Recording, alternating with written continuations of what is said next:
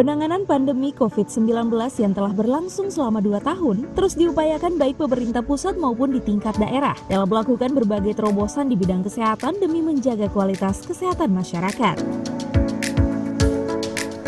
Salah satu upaya yang gencar dilaksanakan saat ini yakni program vaksinasi bagi masyarakat untuk menciptakan herd immunity terhadap pencegahan COVID-19. Program vaksinasi massal yang digelar pemerintah Kota Gorontalo bersama unsur TNI Polri melakukan pencanangan percepatan pelaksanaan vaksinasi di Kota Gorontalo yang digelar melalui tempat vaksinasi serentak (TVS).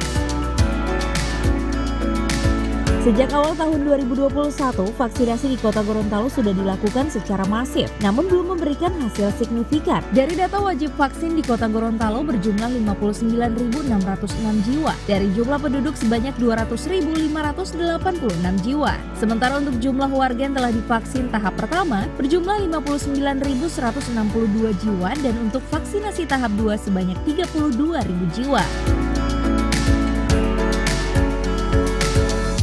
Capaian ini masih cukup jauh jika dipresentasikan masih berkisar 32%.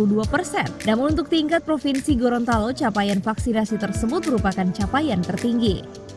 Tanggal 10 Agustus itu dari sasaran jumlah masyarakat yang harus divaksin di kota dengan jumlah penduduk kurang lebih 201.586 jiwa, yang wajib vaksin 159.606 jiwa.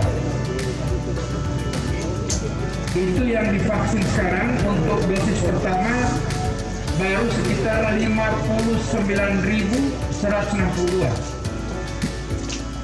dan untuk dosis kedua kurang lebih baru 32.000 lebih.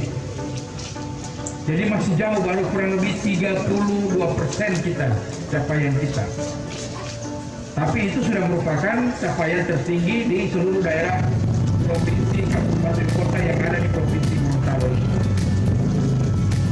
Namun demikian,